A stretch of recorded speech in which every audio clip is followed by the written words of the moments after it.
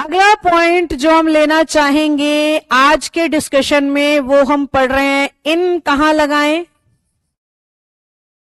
Own कहां लगाएं। वैसे तो पहले इन, इनटू और इनसाइड का कंपैरिजन सीख लेते हैं। हिंदी में इनको कहते हैं में, हिंदी में इनसाइड को कहते हैं के अंदर, इनटू को भी कहते हैं के अंदर। अगर लॉजिकल अंडरस्टैंडिंग दी जाए तो इन दिखाता है स्टेबिलिटी को, इनसाइड भी दिखाता है किसी चीज के अंदर स्टेबल पोजीशन, जबकि इनटू दिखाता है किसी चीज के अंदर मोशन। हिंदी को देखें तो ऐसा फील आ रहा है कि इनटू और इनसाइड एक जैसे, इंग्लिश को देखें तो ऐसा फील आ रहा है कि इन और इनसाइड एक जैसे। तो हमें ना हिंदी देखनी है ना इंग्लिश, हम तो हर शब्द की पोजीशन को समझेंगे। Anjali, small place at large place in period of time, हाँ फिजिकल, हाँ ठीक है अंजलि, कल की क्लास रिवीजन दे रहे हो आप, इससे कंफ्यूजन रह गया। तो हम अपने दिमाग में क्या ध्यान करेंगे, हम ध्यान करेंगे पोजीशन। तो ध्यान से देखो, हर वो चीज जो ऊपर की तरफ से खुली दिखाई जाती है उसको इंग्लिश कहती है इन। हर वो चीज जो हर तरफ से कवर्ड दिखाई जाती है, कहीं से भी आपने एंट्री कर लिया, पर basically that represent a closed space, तो उसे इंग्लिश इनसाइड कहती है। और हर वो जगह जहां पे आप बाहर से अंदर की तरफ मोशन को दिखा रहे होते हो उसे इंग्लिश इनटू कहती है। कैसे? हम कहेंगे there is water in the glass, क्योंकि अगर हम ग्लास को देखें तो वो ऊपर की तरफ से हमेशा खुला होता है। जबकि हम कहेंगे I was sitting inside the room, inside the room, तो यहां पे हम कमरे की बात कर रहे हैं which is covered from all the side. आप कहीं पे भी बैठ के क्लास लगा रहे हो तो आप देख सकते हो इनसाइड वाली पोजीशन आपकी होगी। अब हमें मोशन दिखाना है तो हम कहेंगे ही जंप्ड इनटू द पूल, या स्विमिंग पूल या रिवर, कुछ भी लिख दो आप। अब जंप कर रहा है पूल में तो बाहर से अंदर की तरफ क्या आ रही है, मोशन की फील आ रही है, इसलिए आंसर क्या ले लिया बच्चों, हमने इनटू ले लिया। समझ गए?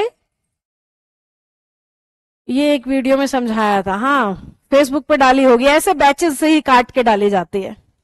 बैच में पढ़ाती हूं, वहां से कट लगता है, फेसबुक पे चला जाता है। तो इस तरीके से आपने पोजीशन को समझना होता है। ये फोटो दिमाग में बसा लो, आपसे कभी भी गलती नहीं होगी। तो जहां पे भी आप ऊपर से खुली हुई पोजीशन दिखाना चाह रहे हो, चाहे वो कोई प्लेग्राउंड है, आप घर की छत पे बैठे हैं, आप बाल्टी को दिखा रहे हैं, वो सब इन है, ठीक है। इनटू जब आप बाहर से अंदर जा रहे हैं, चाहे आप कमरे में बाहर से अंदर जा रहे हो, इनटू है। आप नदी में बाहर से अंदर जा रहे हो, इनटू है। आप बिल्डिंग में बाहर से अंदर जा रहे हो, इनटू है। तो जहां पे भी बाहर से अंदर की तरफ मूव करते हुए आप जा रहे हैं तो इनटू है। जैसे इंग्लिश अभी आपके दिमाग में जा रही है तो English is entering into your brain, ठीक है। बाहर से अंदर कुछ भी जाएगा तो इनटू हम लगाएंगे। इनसाइड तब आता है जब हम किसी फुल्ली कवर्ड स्पेस के अंदर किसी चीज को दिखा रहे हैं। जैसे कि आप कह सकते हो मेरे पेट के अंदर दर्द हो रहा है, अब बाहर से तो नहीं दिख रहा है ना, वो कंप्लीटली कवर्ड है, तो इनसाइड माय स्टमक ऐसे बोलेंगे, इनसाइड माय थ्रॉट ऐसे बोलेंगे, इनसाइड माय ईयर ऐसे बोलेंगे, क्योंकि हम उसको ऐसे खोल के झांक के देख नहीं सकते हैं। It is not open from upside and we can not look into it, हम उसको नहीं देख सकते, ताक झांक नहीं कर सकते। तो ऐसी सिचुएशन में हमें क्या लगाना होता है, इनसाइड लगाना होता है। जल्दी से बताओ क्या हमें बात समझ में आई? Good morning Shivam, how are you? I am great, you tell. जल्दी से, सीमा अमृतसर से हैं, ओके बेटा, thank you for telling me. Oh, thank you, Archana. Just read your comment. चलिए, I need thumbs ups. अगर ये कॉन्सेप्ट क्लियर हो गया है तो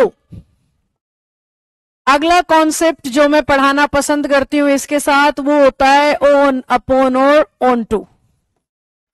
इसमें अगर हम हिंदी मीनिंग पे चलें तो ओन होता है किसी चीज पर, अपॉन होता है किसी चीज के ऊपर से, किसी चीज के ऊपर से, और इनटू होता है किसी चीज के ऊपर ही। वो तो मेरे सर पे ही बैठ गया, ऑन टू। इंग्लिश तो यार सर के ऊपर से जा रही है, अपॉन।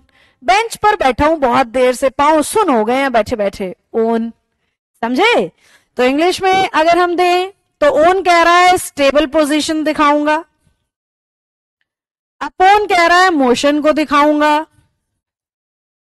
और ऑन टू भी कह रहा है स्टेबल दिखाऊंगा पर मोशन के बाद। बहुत सारी जगहों पे ऐसा कह देते हैं कि ओन मोशन को भी दिखा सकता है। अब अगर हमारा बच्चा हिंदी को देखे तो काफी सिमिलर है, इंग्लिश को देखे तो बहुत हद तक सिमिलर फीलिंग आ रही है ओन में, और अपॉन में देखो दोनों मोशन को दिखा रहे हैं।